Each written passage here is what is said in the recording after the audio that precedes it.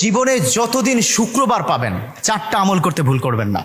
আজকে শুক্রবার না, আমি জানি না 4টা আমল করেছেন কিনা বা করছেন কিনা, আপনারা মিলিয়ে নেবেন। যদি 4টা আমল আজকে না করে থাকেন, আজকে থেকে জীবনে যতদিন শুক্রবার পাবেন 4টি আমল করতে ভুল করবেন না। পারবো তো ইনশাআল্লাহ?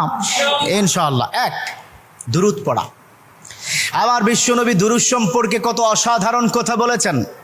একজন সাহাবা এসে বললেন, ইলা রাসূলুল্লাহ সাল্লাল্লাহু আলাইহি ওয়াসাল্লাম, ও নবী, আমি যদি আপনার প্রতি দিনের 1/3 ধরে দুরূদ শরীফ পড়ি আমি কি নিয়ামত পাবো? বিশ্বনবী বললেন, তুমি যদি দিনের 1/3 ধরে আমার প্রতি দুরূদ শরীফ পড়ো তোমার জন্য বিশাল উপকার হবে, আরো বাড়িয়ে পড়লে তোমার জন্য আরো ভালো হবে। সাহাবা মহা খুশি হয়ে গেলেন, ইয়া রাসূলুল্লাহ, আমি দিনের অর্ধেক সময় জুড়ে যদি আপনার প্রতি দুরূদ শরীফ পড়ি তাহলে কি হবে? বিশ্বনবী বললেন, এটা বিশাল শুভ সংবাদ তোমার জন্য, তার চাইতে আরো বাড়িয়ে পড়লে তোমার জন্য আরো ভালো। সুবহানাল্লাহ। বিশ্বনবীর কথা আবেগতাড়িত হয়ে সাহাবা বললেন, ও নবী, আমি পুরো 24 ঘন্টার যখনই সময় পাবো তখনই যদি আপনার প্রতি দুরূদ শরীফ আমি পড়তে পারি গো নবী। আমার নবী মুচকি এসে বললেন, তাই যদি হয়, ওয়া কানা মাই ফিল জান্নাহ, ও আমার সাহাবা, তুমি যদি 24 ঘন্টা ধরে যখন সুযোগ পাও তখনই দুরূদ শরীফ পড়ো, তুমি আমার সাথে আল্লাহর জান্নাতে যাবে। সুবহানাল্লাহ। এর মানে দুরূদের কি পাওয়ার! দুরূদ এত অসাধারণ। কেউ যদি মান করা দুরুদান, যে ব্যক্তি দুরূদ পড়বে আল্লাহ পাক তার মর্তবা, তার মর্যাদা 10 গুণ বৃদ্ধি করে দিবে। সুবহানাল্লাহ পড়েন। যে ব্যক্তি দুরূদ শরীফ পড়বে আল্লাহ পাক তার আমল নামা থেকে 10টি বদ আমল কেটে দিবে। সুবহানাল্লাহ পড়েন।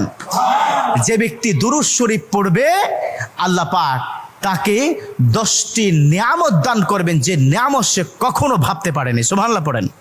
তার মানে দুরূদ শরীফ কি কত অসাধারণ না? মান লাজিমাল ইস্তেগফার। দ্বিতীয়টি হচ্ছে ইস্তেগফার পড়া। জুমার দিনে অবশ্যই ইস্তেগফার পড়বেন। ইস্তেগফার কত অসাধারণ কথা। মান লাজিমাল ইস্তেগফার গফিরা লাহু মা তাকাদ্দামা মিন জামবি।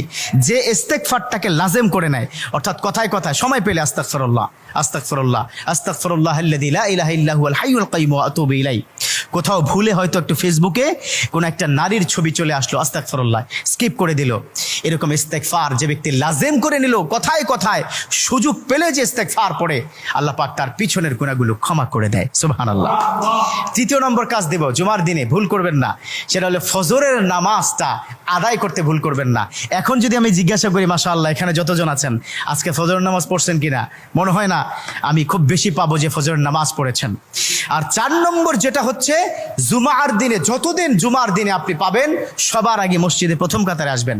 বিশ্বনবীর হাদিস যে প্রথম কাতারে সর্বপ্রথম মসজিদে প্রবেশ করবে রব্বে কারীম তার আমল নামায় উটের গায়ে যে পরিমাণ পশম থাকবে সম পরিমাণ পশমের সওয়াব তার আমল নামায় আল্লাহ পাক দিয়ে দিবে। সুবহানাল্লাহ। তা 4টা আমল করবো তো ইনশাআল্লাহ। আল্লাহ পাক কবুল করে নেক। আমিন।